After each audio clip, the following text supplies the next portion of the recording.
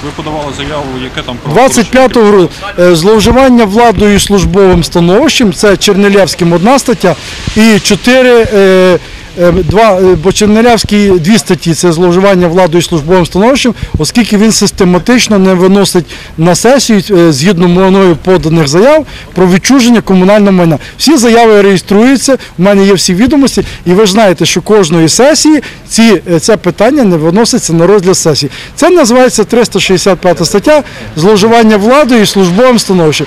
І 2 мера і 2 їх заступники ще по одній статті – це перевищення влади і службових повноважень. Тому що повноважень у них на відчуження комунального майна на сьогоднішній день немає. Тому що 26 стаття, пункт 30 написаний чітко виключно сесіями там і так далі. І далі пише згідно з закону. Немає закону про комунальне майно, значить немає права відчужувати комунальне майно. От і все просто.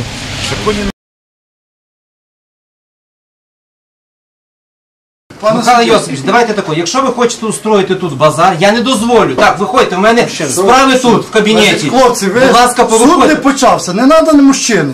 Суд, ми сьогодні не в судовому засіданні, я вам ще раз звертаю увагу, я подав скаргу до слідчого судді. Слідчий суддя і суд – різні речі. Не треба інші. У нас сьогодні зараз запущу сюди.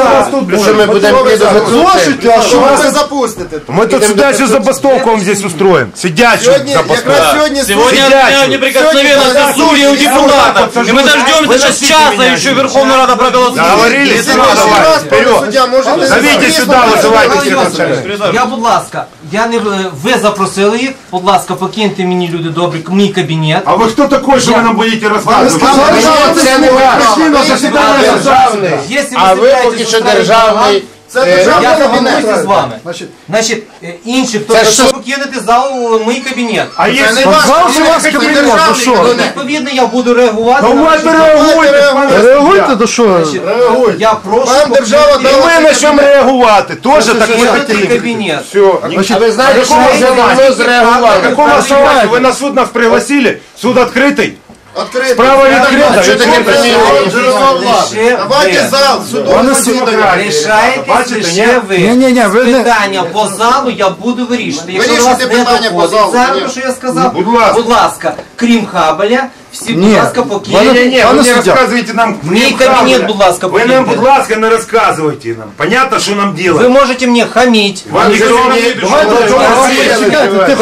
Пане суддя, Я сказав, будь ласка, лишіться тут. не будь ласка, лишіться. А давайте зараз слухання тоді. Покиньте кабінет, прошу. Крім Хабеля, всі, будь ласка. Ні, так не буде. Ви що до сих пір не поняли?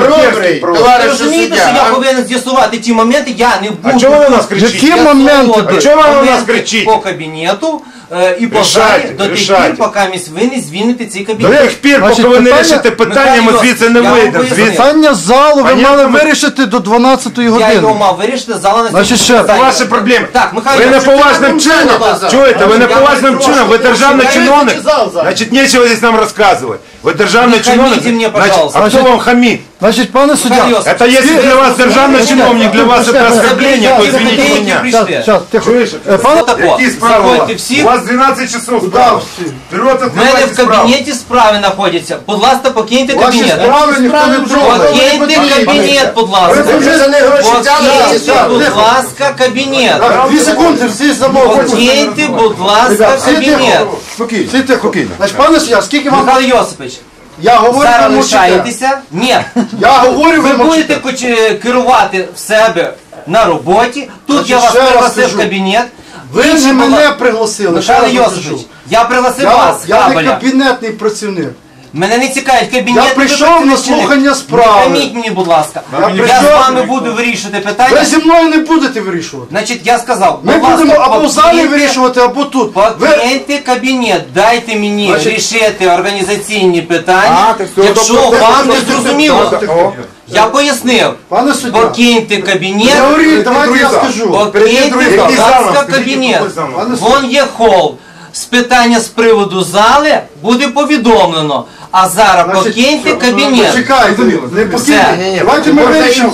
Михайло Йосипович, я буду вирішити питання по залі, а не ви. Я А зараз, будь вас ласка, питаю, ви не слухаєте будь мене і ласка, перебиваєте. покиньте Значить, ще раз вам кажу. Будет заседание или не будет? Послушайте, Объясните, Буде пожалуйста. засідання, но А заседание покиньте. открыто, извините, заседание открыто. Я Открыто. приехал с Киева на заседание, оно открыто или не открыто? Відкрите. Я могу присутствовать, есть документы официальные у меня. Мені треба вирішити питання Добре. по залі Вы слухання. сможете это сделать? Сколько Михайло времени? Йосипович, скільки треба мені Пожалуйста, часу, скажите, сколько нам ждать. Мы я хотим, у нас семьи, мы повідомлю кушать вас. хотим. Через певний проміжок часу, це не буде ні час, не два, не три. Скільки Це буде хвилин вам певний Ну, проміжок подождем, мы часу. цивилизованные люди, просто мы хотим поприсутствовать. Якщо узнать. хочете поприсутствувати, Пан будете судья, присутствувати. написано заявление, пытаются люди написать на мэра города, не на обычного Я знаю, члена що ви що ви пшенички. пишете, я вам Правильно? зараз поясню. Нам интересно, мне лично интересно. Мій Пане кабінет, суддя, пожалуйста. зал свободний, свободен, давайте Олег. будемо йти в зал. Идемте в зал вместе с Будь нами. ласка, покиньте Зал кабінет, всі- я вирішу питання, хто має бути в цьому залі і як. Бо на 12 годину мала бути відеоконференція. До вас, видать, не зрозуміло, що я не давав вам права на фіксування. Жвачку будете жувати в іншому місці. Покиньте, будь ласка, кабінет. Не Я ж будьте адвокат хамом. ваш. Молодой чоловік, вас теж сюди не запрошували. Покиньте залу.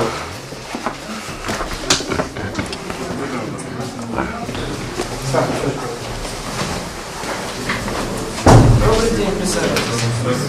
Значит, с участниками процесса. Это первое. Є встановлена процедура. Я вам не дозволю творити тут беззаконня. О, хлопці, всі тихо мовчать. Значить, пане суддя, Значить, я попередив. Даю 5 хвилин. 27 Для організації. Пане питання, суддя, які є- я хочу звернути Для вашу увагу. для організації. Ні, то що ви для організації? Чого ти протестуєш, суддя? Мені сюди. Значить, Адвокат Романішин Олег Олександрович. Скажіть, будь ласка, що це за заява? Заява була написана моїм довірителем Хабарем Михайлом Йосифовичем про внесення відомості до єдиного реєстру про кримінальне правопорушення, вчинені працівниками виконавчої гілки влади на сьогоднішній день міським головою попереднім і існуючим Мельником Чернилевським.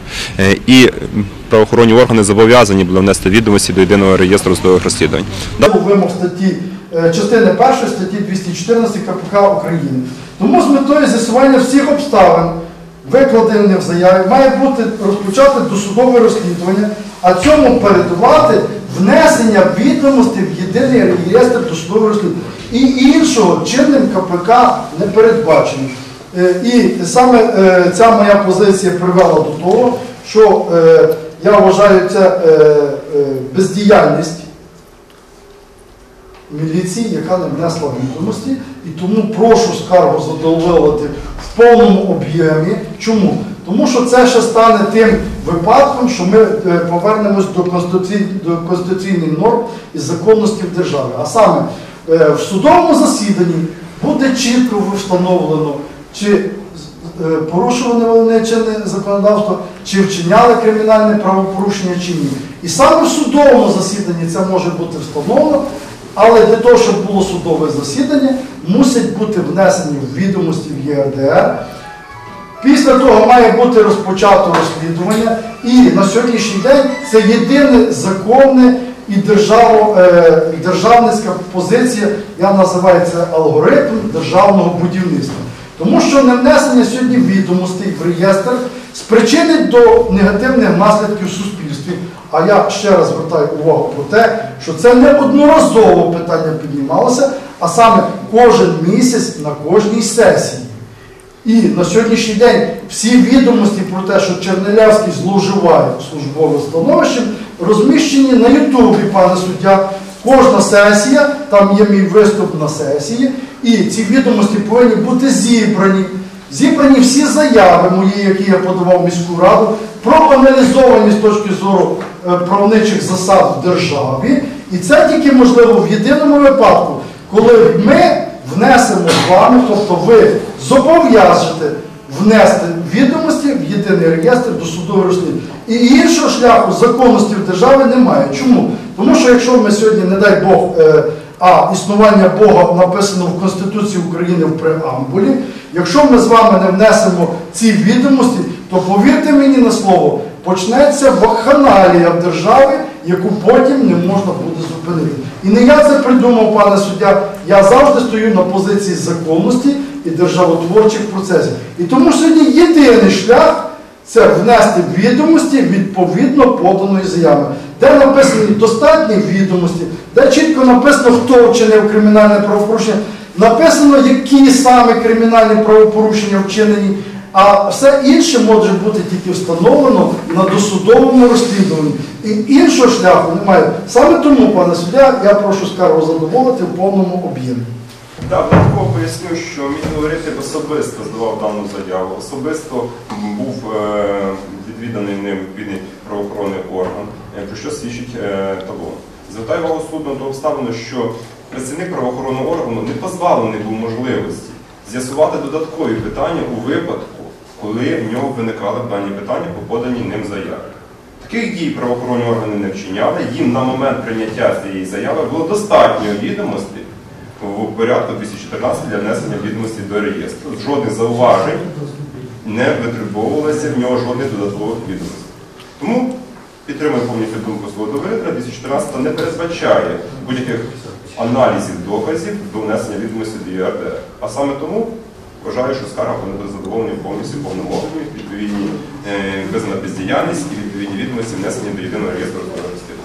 Заява, яка зареєстрована 25 грудня і мала бути внесення відомості про вчинення кримінального правопорушення двома мерами міста Мельником і Приступою, їх секретарями Чернелевським і Лісковим, я вибачаюсь, про вчинення цей.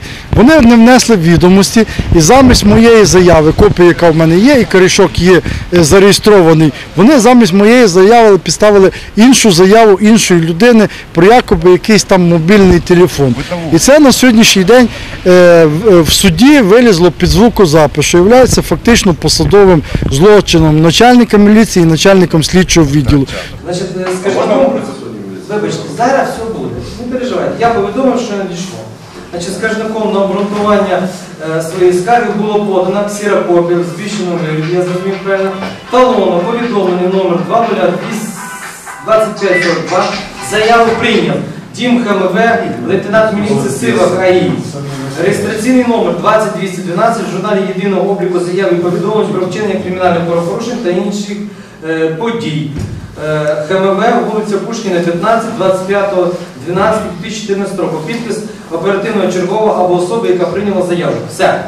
Це є, інших документів не подано. Ну і є поштовий конверт. Що подало в додатках на адресу слідчого судді прокуратура? Є відповідний висновок від 30 грудня 2014 року, затверджений начальником Хмельницького МВ Хмельницької області Птащуком 30.11.2014 року, підписаний він оперуповноваженим СКР Хмельницького МВ Шелест, начальником СКР Зимри. Наступного змісту. Оперуповноважений СКР Хмельницька МВ Хмельницької області, лейтенант міліції Шелест, розглянувши матеріали перевірки, зареєстровані в ЖО за номером 20212 від 22.12.2014 року, встановив 25.12.2014 року Хмельницький МВ України Хмельницької області із письмовою заявою звернувся громадян Степчук Марина Олегівна, 12.05.1993 року народження, проживаючи місто Хмельницький, вулиця Проскурська, Підпілля 161, квартира 157, в якій просить прийняти міри до невідомої особи, яка шляхом мобільного дзвінка та через мережу соціальну ВКонтакті погрожує Степчук МО. В ході перевірки працівниками СК Хмельницького МВ по даному факту проводилась перевірка, в ході якої громадянка Степчук повідомила, що в листопаді 2014 року вона познайомилася в соціальній мережі ВКонтакт з жінкою на ім'я Анна Сущенка, яка запропонувала Степчук МО роботу в Китаї. З останньою Степчук неодноразово спілкувалася в соціальній мережі та по мобільному телефону. Під час спілкування Анна неодноразово запевняла, що на дорогу в Китай сплатить фірма, на якій працює Анна. 18.12.2014 року в черговий раз, поспілкувавшись з Анною, Степчук МО вирішила порадитись з батьками. Порадившись з батьками, Степчук у соціальній мережі відмовила Ані, на що остання відреагувала агресивно і почала погрожувати фізичною розправою та вимагати грошові кошти у громадянки Степчук МО в соціальній мережі та по мобільному телефону.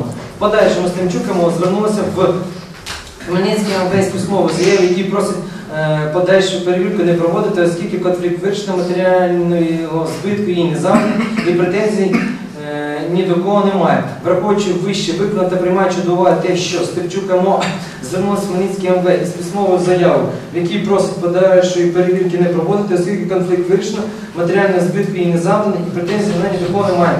Вважав би перевірку по даному факту вважати закінченою, матеріали здати прийти в Хмельницький МВ. Що це? Пожалуйста, комментируйте в другому місці. Є протокол прийняття заяви про вчинення кримінального правопорушення 25.12.2014 року.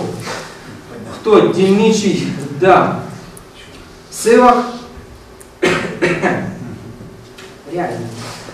приймає від неї заяву. Які дані. Зміст заяви. Алло, тільки копія. КМВ 25.12.14, 20.212. Подпись. Заява, пояснення відбирається 25.11 від неї Сиваком. Рапорт Шелеста по цьому факту. Рапорт ще один 30.12 Шелеста. І відповідь є офіційна 31.12 на ім'я Степчук МО від Птащука. Хай я скажіть мені, покажіть, я ж хотів подивитися вашу заяву повідомлення про злочин. І де оригінал цього корішка? У нас є оригінал заяви. Віддавайте. Це скарга. Так, а ну-ка.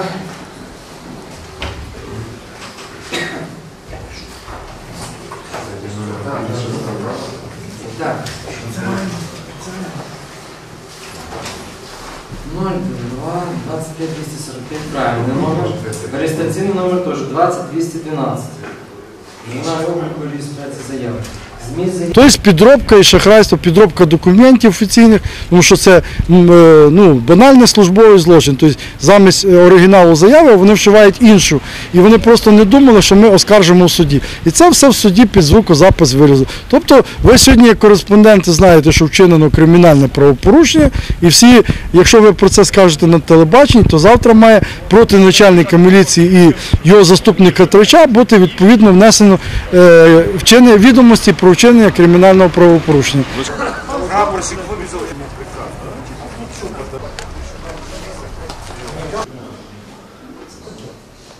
Просто взяти об'єктивно розслідування.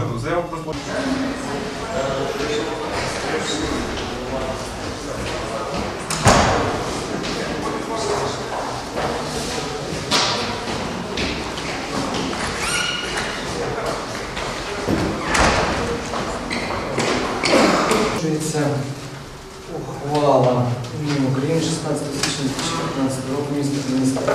Слідчий суддя Хмельницького міського районного суду Міснікевич розглянув, що відкритому судовому засіданні в залі суду міста Хмельницького у складі секретаря судового засідання Соколь за участю скаржника Хабля, представника скаржника адвоката Романічна скаргу Хабля на бездіяльність дім Хмельницького МВ.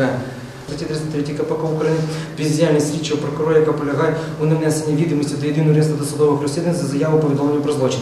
Відповідно вимог статті 307-309 КПК України ухвала слідчого судді за результатами розгляду скарги апеляційному оскарженню не підлягає. Слідчий суддя підпис. Присідайте. Значить, для громади, яка тут присутня, пояснюю. Ви можете відійти, щоб я людей бачив. Якщо хтось бажає, і в самому випадку бажає дуже Хабель Михайло Йосипович порушити відносно когось кримінальну справу, то будь-яка стадія, починаючи з порушення розслідування, має бути здійснена відповідністю до дотримання до вимог закону. Бо будь-яке недотримання може ставити про законність будь-якого рішення. Хабель, вам рішення зрозуміло чи ні? Безперечно. Все, на сьогодні судове засідання оголошено закінчено. Оригінали зараз повертають, не тікайте ж. Хабель, от ваш документ.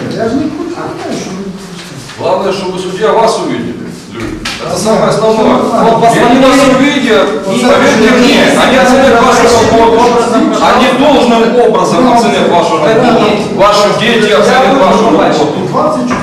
Я уверяю, что поверьте мне, больше вы спать спокойно не будете. Совесть, она есть. Нічого мені погрожувати. Звертаю увагу, що дійсно, бачите, яскравий приклад, в суду подали дійсно документи, які взагалі не відносяться до цього заяви, яким писав мій довіритель, хоча за тим самим номером. Не факт, що ці документи за цим самим номером знаходяться на сьогоднішній день, взагалі зареєстровані в Хмельницькому міському відділі, і бачите яскравий приклад ігнорування прокуратури і правоохоронними органами самого судового засідання, щоб уникнути незручних відповідей перед громадськістю.